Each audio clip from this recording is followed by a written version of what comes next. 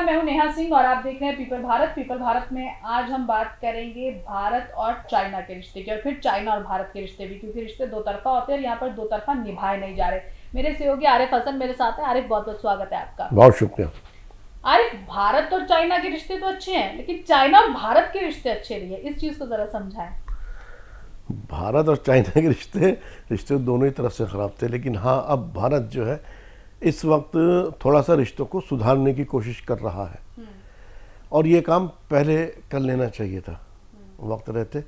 अभी जैसे जैसे चाइना के, अब वो चाइना के प्रेशर में कर रहा है या अपनी पॉलिसी, अब जो भारत की एक वेस्ट की पॉलिसी थी उसको वो चेंज करने की कोशिश कर रहा है। जैसे जैसे वेस्ट का दबाव पड़ रहा है, अमेरिका का दबाव पड़ रहा है या यूरोपीय यूनियन का जो दबाव पड़ रहा है, एक तो डील को लेकर के दबाव पड़ रहा है अमेरिका का, दूसरा जो एक दबाव पड़ रहा है कि यूरोपीय यूनियन ने जो कहा कि हम भारत के ऊपर पाबंदियाँ आयत कर देंगे, रूस से तेल खरीदा। हालांकि भारत ने उसके अंदर बड़ी अच्छी कॉल्स दी थी। उसने कहा था कि ये दोहरा मेयार या दोगलापन नहीं चलेगा, तुम तो खरीदो, हाँ तुम तो खरीदो और हमसे मना करो।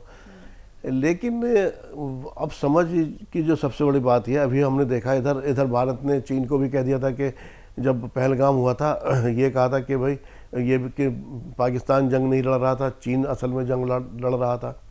ये बात जग जाहिर है कि उसकी मदद कर रहा था, खुल्ला खुल्ला उसने मदद की थी और उसी ने मदद की थी, जिससे थोड़ा बहुत नुकसान, जो कि एक आशंका जताई जा रही है कुछ है इस तरह का कि नुकसान हुआ इंडिया को, तो उसकी वजह से चाइना।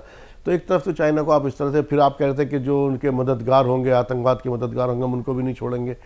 अब आप चाइना के अंदर जब SCO की 2 मीटिंग होती, वहाँ पे आप एक मरतबा राजनाथ सिंह को भी भेजे तो डिफेंस मिनिस्टर जब उस लेवल पर होती है, दूसरी आपकी जब विदेश मंत्रियों की होती है उसमें भी आप जयशंकर जाते हैं, वहाँ से जाके फिर वो जयशंकर ख़ास तौर से शी जिनपिंग से, जो वहाँ के वो है प्रेसिडेंट, उससे मिलते हैं। इसके बारे में थोड़ा सा ये बताया जाता है कि भारत के ऊपर जो चाइना ने प्रेशर बनाया कि भारत की क्या क्या चीज़ें बंद करती थी। देखिए, रेयर अर्थ बंद कर दिया था भारत का और फर्टिलाइजर्स बंद कर दिया था। हाँ, तो ये सब चीज़ें जब बन गई तो नहीं, उसके बता रहा हूँ भारत के प्रेशर कितना आ गया था। फॉक्सकॉन का तो ये समझ में आ रहा था कि उसका तो लगभग रिपोर्ट्स आ रही थी शायद आधा ही रह गया प्रोडक्शन घट करके। मोबाइल इंडस्ट्रीज़ के ऊपर ही फ़र्क पड़ रहा है। इस पर फर्टिलाइजर्स के बारे में इसके बारे में बताया जा रहा है कि रूस के जो विदेश मंत्री हैं लारोफ, उन्होंने इस मीटिंग को अरेंज कराया और उन्होंने कुछ कहा कि भाई अब तुम जो हो चाइना भारत के साथ ये चीज़ें, एक इस तरह खबरें आ रही हैं इस तरह की कि चाइना पर का प्रेशर बनाया कि तुम जो है थोड़ा सा भारत को इन चीज़ों में रिलीफ दो। तो भारत हालांकि पीछे कहा भी था उसने, चाइना ने, कि भारत अब जो है अपने रुख में नरमी लेकर के आ रहा। हालांकि इंटरनेशनल लेवल पर तो ये एक बहुत बड़ी गाली होती है, सीधे बता दूँ, इस पर कहा जाता। लेकिन वक्त की ज़रूरत के साथ, ज़रूरत के वक्त किसी को भी अपने साथ लेके आया जाता। किसी की पॉलिसी तो होती नहीं अंतरराष्ट्रीय पर। चाइना तो बिल्कुल नरमी नहीं बरत रहा, हमें व्यापारिक तौर पर भी नुकसान पहुंचा रहा है, आर्थिक तौर पर अगर हम कहें, जब भारत और पाकिस्तान के बीच में तनाव था तब भी उनका सपोर्ट किया, उन्होंने पाकिस्तान का सपोर्ट किया। फिर हम क्यों नरम पड़ते जा रहे हैं? क्या इसीलिए कि अमेरिका अपने कड़े तेवर दिखा रहा है? तो अमेरिका को जवाब देने के लिए हमें एक दूसरी सुपर शक्ति चाहिए। अमेरिका को जवाब देने के लिए तो चाहिए, लेकिन भारत अभी उस लेवल पर तो नहीं पहुँचा है। लेकिन भारत का अपना सारी चीज़ें बंद होती चली जा रही। हम पूरा चाइना पर, हमने बताया था ना, चाइना के ऊपर डिपेंड है हम। चाइना की सबसे बड़ी खासियत क्या है? हालांकि भारत ने फर्टिलाइजर्स को एकदम, रूस ने भारत के लिए 4 गुना कर दिया जितना दे रहा था, लेकिन चाइना जो देता है वो उस लेवल पर देता, इतना सस्ता देता है मार्केट के अंदर कि आप उसका तोड़ नहीं निकाल सकते। और चाइना को आज पूरी दुनिया में कोई इग्नोर नहीं कर सकता। 50% दुनिया का माल चाइना बनाता है। चाहे हमारी बता ना, हमारी इंडस्ट्री ठप पड़ने वाली थी, अब उसके जो दबाव बनाया उसके हमने देखा कि अब चाइना के लिए FDI भी खोल दिया गया। 24% का जो बिल लेकर आया गया, जो उसकी बात की जा रही है कि 24% का ऑटोमेटिकली चाइना जो है यहाँ पर जिस कंपनी ने उसने इन्वेस्ट कर रखा है वो ऑटोमेटिकली उसके लिए दरवाजे खोल दिए। मतलब क्या फिर से हिंदी चीनी भाई भाई होने वाले हैं? इंडिया तो कोशिश कर रहा है, लेकिन चाइना किस हद तक मानेगा? ये भी तो, चाइना तो अभी तक कोई नरमी दिखाई नहीं ना। देखिए, हालांकि इतना तो क्या उसने कि मानसरोवर यात्रा खोल दी, वीज़ा खोल दिए गए जो गलवान के बाद हुए थे, उसके बाद सारे बनते हैं। अब यहाँ टूरिस्ट बिजनेसमैन इजीली आ सकते हैं। अब सवाल जो भी आपने कहा कि हिंदी चीनी भाई भाई, या चाइना क्यों नहीं दिखा रहा, मुझे नहीं लगता चाइना इतनी आसानी से मानेगा। चाइना को चाहिए उसका BYD। क्या भारत को सच में चाइना की इतनी ज़रूरत है? भारत को मैंने कहा था दुनिया में कोई उसे इग्नोर नहीं कर सकता इस वक्त। इतना सस्ता देता और सारी चीज़ें रेयर्थ वगैरह मैग्नेट वगैरह जो मैंने बताए हैं इस चीज़ के बारे में। और मुझे लग रहा है चाइना इंडिया से जो 2022-23 के अंदर हमने BYD उसको रोक रखी है, वो यहाँ पर उसकी मार्केट मांगेगा 100%। वो क्या है, वो इलेक्ट्रिक कार है और वो कारें जो हैं वो इतनी सस्ती बनाता है वो कि समझ लीजिए दुनिया में सबसे ज़्यादा बिकने वाली कारें हैं इस वक्त उसकी जो कार है। और उसने टेस्ला को भी पीछे छोड़ रखा। तो फिर टेस्ला का क्या होगा? अभी तो उन्होंने पहला शोरूम खोला है अपना इंडिया में। हाँ, तो टेस्ला ये इलेक्ट्रिक कार फिर आप अमेरिका को फिर नाराज कर देंगे। तो भारत ने दरअसल कोशिश ये की कि एक तो वेस्ट के करीब चला गया, अब भारत क्या कर रहा है, 2 नाव पर सवार होने की कोशिश कर रहा है। देखिए, और जाहिर सी बात है वेस्ट तो नाराज़ होगा ही होगा, उसकी नाराज़गी भी मोल लेगा भारत जहाँ तक करेगा। मैं जैसे भी कार की बात बता रहा हूँ, कार का एक वक्त ऐसा था जब शुरुआती दौर थी तो अमेरिकन कारों की धूम थी। उसके बाद जापान ने इस मार्केट के ऊपर कब्जा किया, फिर उसके बाद जापान के बाद इसके अंदर एक और नंबर है यूरोप का, यूरोप ने इस पर कब्जा किया, फिर जापान ने उस पर कब्जा किया। अब जो दौर है जो कि चाइना को सब जो कहते हैं टेक्नोलॉजी इस तरह की है, अब चाइना का दौर है। चाइना आगे कई सालों तक इस पर, तो चाइना को चाहिए इतनी बड़ी 1.5 करोड़ की 1.5 अरब की मार्केट है लगभग इंडिया की, इतनी बड़ी मार्केट चाहिए उसके। मुझे लग रहा है उसको तो ज़रूर करेगा और उसके अलावा कुछ और भी, क्योंकि भी कुछ ना कुछ लेगा ज़रूर इंडिया से। लेकिन बहरहाल जैसे इंडिया को चाइना की ज़रूरत है या अमेरिका की ज़रूरत है, लेकिन भारत एक बहुत बड़ा बाजार भी है। अगर आपको किसी चीज़ को खपत करवानी है तो आपको भारत की ज़रूरत है। हम कम से कम खपत के लिए तो इम्पोर्टेंस रखते हैं। तो क्या हम उस नज़रिए से चाइना और अमेरिका के लिए इम्पोर्टेंट नहीं है? चाइना ने अब आप ने जो है चाइना से उससे ऊपर निकल गया। अमेरिका के लिए, यूरोप के लिए हो सकते हो आप इम्पोर्टेंट, चाइना के लिए नहीं है। चाइना ने तो आपसे प्रेशर में करा रहा काम।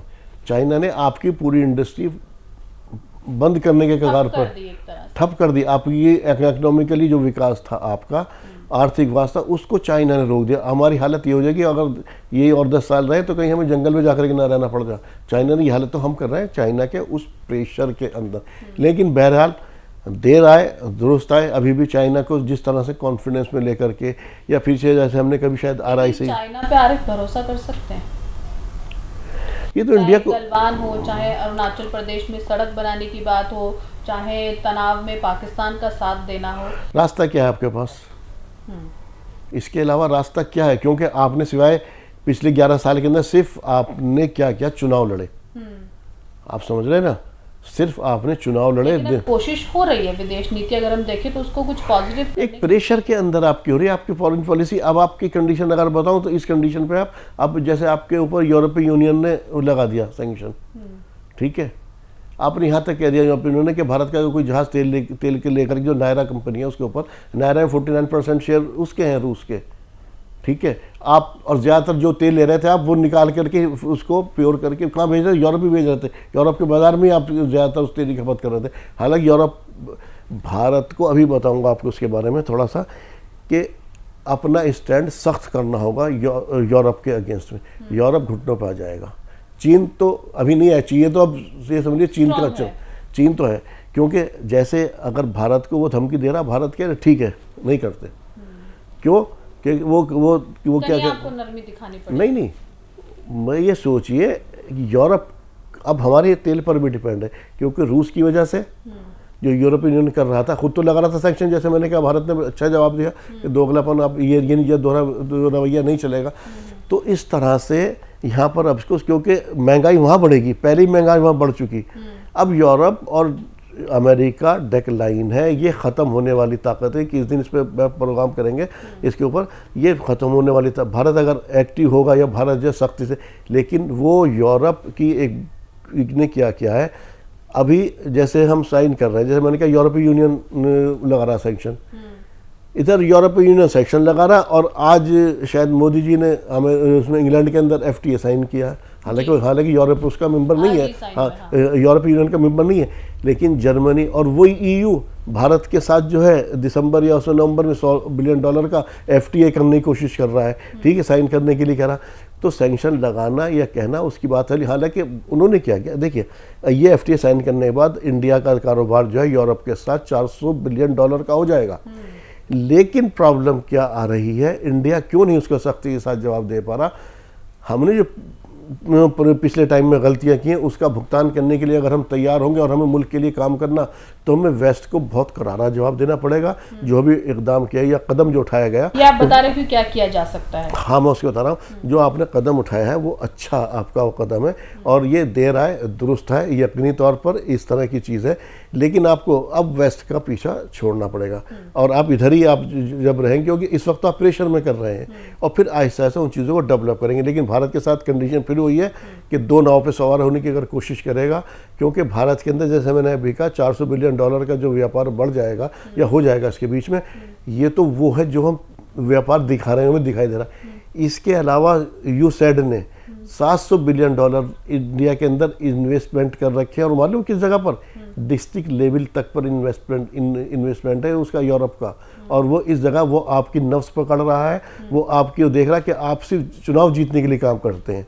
अगर आप चुनाव से हट करके मुल्क के लिए, देश के लिए काम करेंगे तो यकीनी तौर पर जो आपने ये कदम उठाया इसके साथ आगे बढ़ेंगे और अपने यहाँ पे चीज़ों पे डेवलपमेंट पर कि अगर आप ध्यान देंगे तो आप आहिस्ता आहिस्ता ये चीज़ें आप करती, जैसे हमने रेत के बारे में बात की थी, म्यांमार के बारे में, वो आपकी एक बहुत बड़ी गलती थी 2018 में। आज हमारी इंडस्ट्री सिक्योरिटी हमें चाइना की ज़रूरत पड़ती। तो इस तरह की अपनी गलतियों का अगर आप भुगतान करने के लिए तैयार हैं और एक स्टैंड लेने के लिए मुल्क के लिए या देश के लिए आप खड़े होने के लिए बिल्कुल ईमानदारी से तैयार है, तो यकीनी तौर पर किया जा सकता आगे। लेकिन अभी तो फिलहाल यही कहेंगे जो भी कदम है वो दे रहा है दुरुस्त है। फिलहाल कंडीशन यही है कि चीन के बगैर किसी का गुजारा नहीं। बहुत बहुत शुक्रिया आरिफ आपका। तो जिस तरह से चीन के बगैर किसी का गुजारा नहीं है और भारत इस नीति को समझ रहा है और इस पर काम भी कर रहा है, लगातार चीन की तरफ भारत अपने रुख को नरम करता जा रहा है। देखना यह है कि चाइना कब अपने रुख को नरम करता है और जो ये रिश्ता है हिंदी चीनी भाई भाई का, ये कब दो तरफा होता है। फिलहाल मेरे साथ इतना ही, मुझे दीजिए इजाजत, नमस्कार।